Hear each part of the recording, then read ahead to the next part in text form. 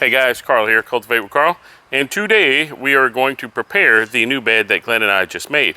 So, I believe we've kind of done something like this before, but I'm going to take you through beginning to end on how we fill the bed.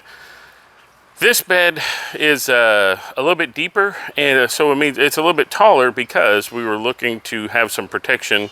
We're trying to keep the dogs out of the bed, so the dachshunds are only so tall. They see the world in about a 1 foot off the ground spear. So if this is a little bit too high for them to get their noses into, hopefully they won't jump up there. Even though they're capable, they don't know that they're capable, right? So this a little bit higher. You can see the difference between the two beds. And it's going to be, again, another general purpose bed that we're going to have to grow stuff. So let's check out the steps that we're going to do to get this thing full. And of course, this is the time that my neighbor starts to fire up his saw. But let's look at step one. The first thing we did was we had cleared the ground of obstructions, rocks and debris and stuff like that. And then we used our level to level out the bed. And that's important so that it looks nice, it's aesthetically pleasing. Plus, we want even distribution of the dirt and all of the stuff contained therein.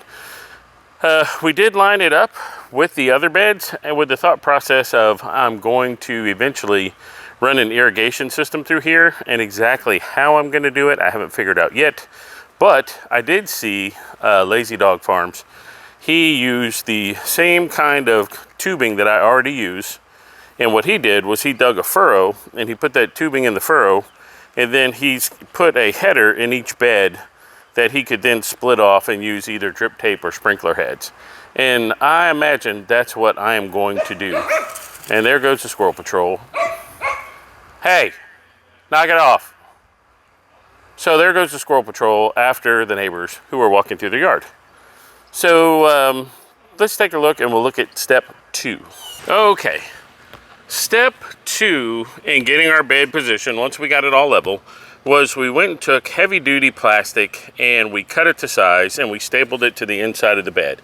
And that is for a little protection from the treated wood. Now, I've told you before that I do not believe that today's treated lumber and the treated lumber of the old days are the same. Gardner Scott has put out a good video on this. The same stuff they used to treat lumber with isn't the stuff they treat it with today. They used to treat it with arsenic. They don't treat it with arsenic anymore, and the chances of it leaching into your food, very slim, but let's put up a barricade just in case. Now, you may not want to use your treated lumber in your bed. Hey, it's your bed, you do what you want to do. Here in South Mississippi, if I put anything out in this yard other than treated lumber, the termites would be done with it in a year, and I think we've touched on that a lot. So step three is all the soil underneath this bed is just compacted sand. And that's like I said, I live 2 blocks off the beach, and it's sand and bahia grass. And so this bahia grass will grow through anything. It puts up these little tendrils, and the tendrils have little seeds on them. And lo and behold, what happens is the grass will pop up everywhere. So by putting the cardboard in the bottom, we hope to stifle out any of the grass that's under there, and we're going to pile stuff on top of it. So hopefully that will kill it out. It won't come through. Now, this cardboard will, in and of itself, turn into worm food. And hopefully, as we start dumping nutrients into the bed, the worms and stuff will move into the area and come up. Or actually, we're going to put worms into the ground. We're going to put worms into the bed, and hopefully at that point they'll go down into the ground, and we'll be making some better soil underneath the beds. That's okay. I'm cool with that. I think it's a good idea to put a blocker between the bed and the ground like this, and knowing of course that this will decay over time. So that's that. On to step four. Step four is we're going to fill the bottom of the bed with logs. And this is kind of playing off the hugelkultur method, though it's not truly a hugelkultur method. The thought process being that the logs will go down into the bed and they will fill up some space that we don't have to fill with sand and wood chips and stuff like that, or dirt and wood chips and stuff like that. Over time, the logs will begin to break down and they will add nutrients back to the soil, which will hopefully draw the fungus, the bacteria, and the mycorrhiza, the earthworms, the creatures that live in the soil, thereby making the soil of our bed healthier. So just like I mentioned, we may do our part and add earthworms to the top. Hopefully we could get some to move in from the bottom. This bed is about 2 feet deep, so I don't know if earthworms go 2 feet down, but we'll find out. One of the things that we do have to be concerned about is the termites. So like I mentioned before, Formosa termites here are tremendous. Like, there are termites in my yard right now, 100% guaranteed. There are termites in the oak trees. I know I have an oak tree out front infested with them, and it's just part of living in the South. When Matt put in his bed across the way, lo and behold, we flipped over a piece of concrete, and underneath the concrete, Formosa termites. So we treat our houses for it. They're inspected yearly. As far as the bed goes, if the termites come and get into this stuff and they start eating it, I kind of view that as the same thing as the earthworms doing their job. The termites will do their job, eat this wood, and cause it to decay. And then it will become part of the soil. Termite poop will be part of the soil. Hopefully at that point, they'll deplete themselves and die off instead of getting into my house. But we'll cross that bridge when we come to it. So right now, let me get all these logs into the beds. I have some other logs over there also. I will get them and put them into bed. Now, I got these from a guy that was dumping them on the side of the road. And I pulled up and I said, hey, put them in my truck instead of putting them on the side of the road. He was happy to oblige. I told him why, and he was all interested because his wife had garden beds also. So hopefully we got another Cultivate with Carl watcher. Thanks, bro, if you're out there. Appreciate it.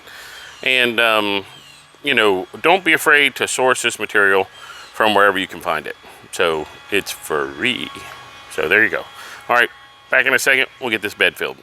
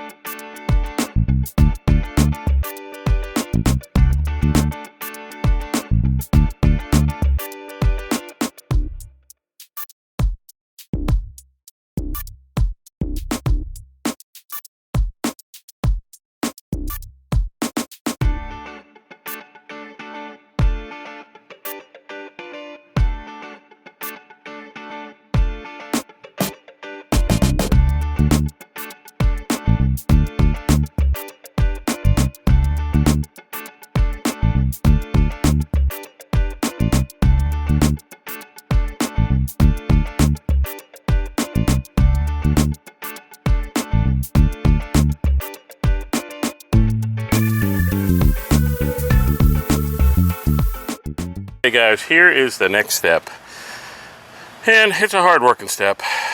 So what I did was, on top of the logs, I took this, and this is from my local chip dump, city-owned chip dump, and this is the stuff from the bottom of the stack. So It's wood chips that are almost dirt. And what I did was I filled up most of the bed, covered most of the logs with it.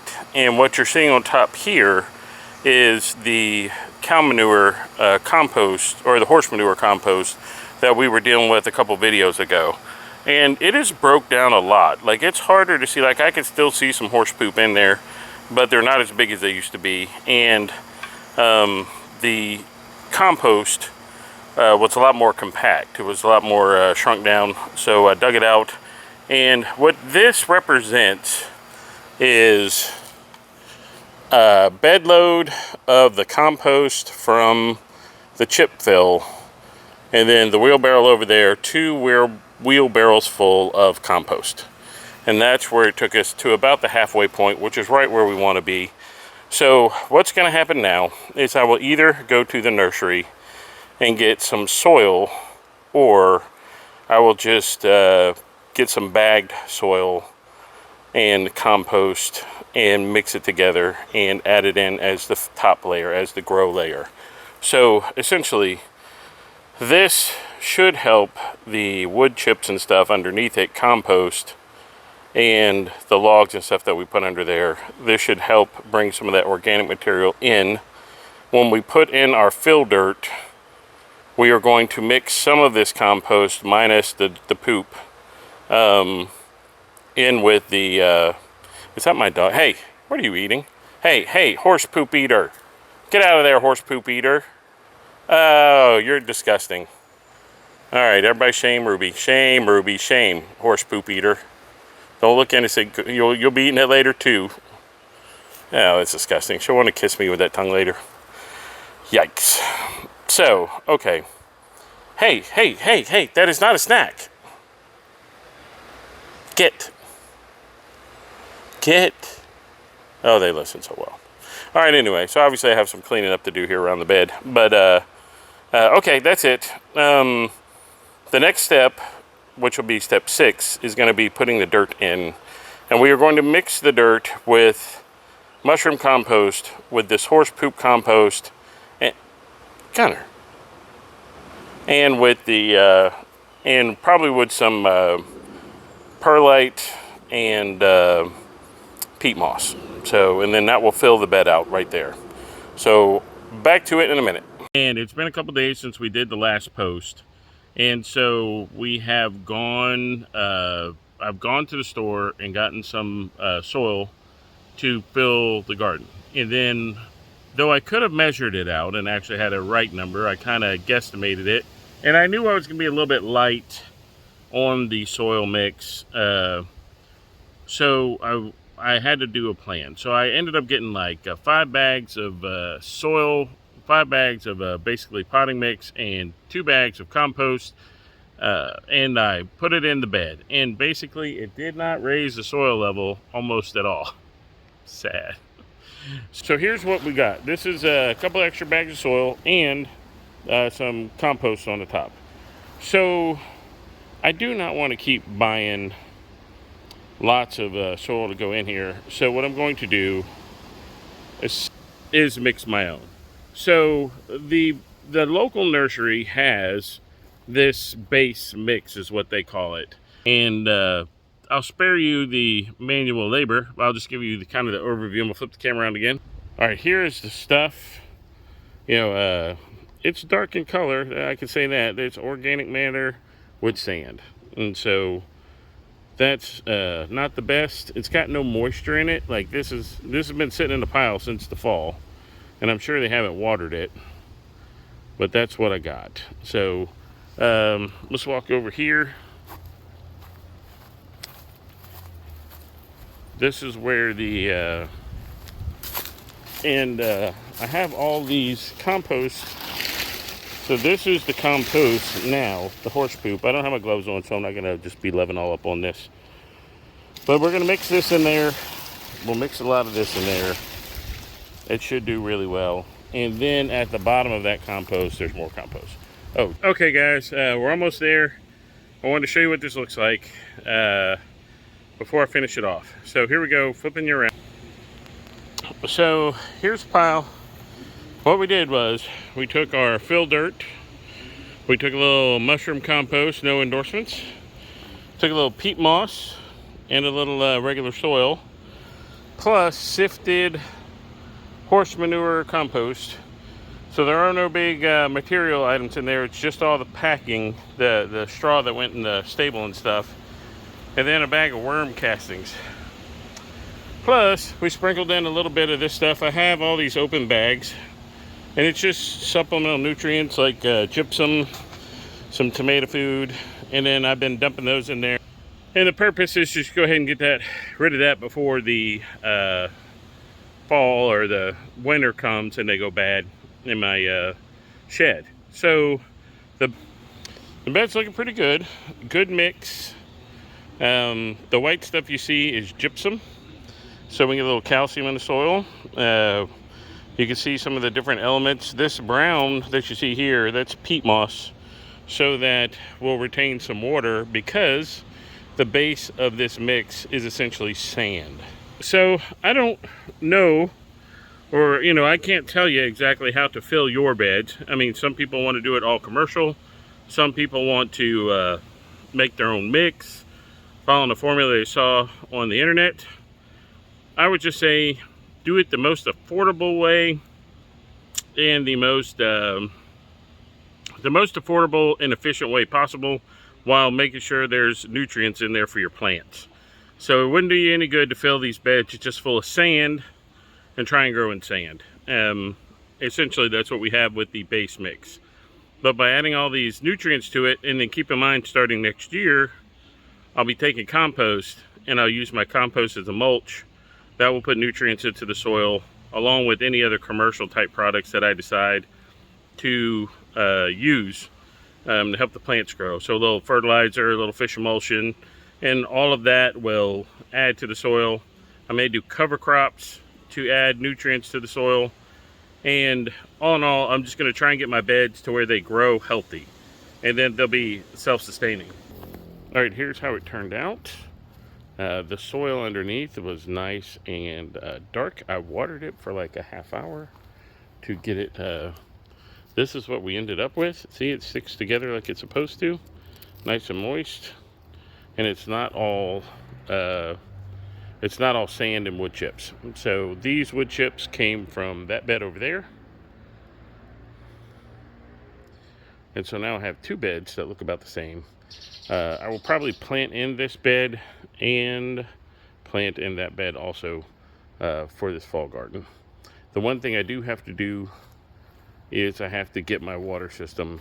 I'm going to have to figure out how I'm going to run my water system into these beds, because it doesn't appear that I've been watering enough. So great day, man. I can't complain. Great day working in the garden. Great day to get my hands dirty again. I am pretty much filthy. I think I'm going for fast food. I'm too tired to cook, but I'm pretty happy with how everything turned out today. So that means this bi-weekly update will be stocked full of good stuff. You need a garden. You need a hobby. You need to prep. You need to be happy. So there you go. That's the word for today from Carl, from Cultivate with Carl. And we're signing off.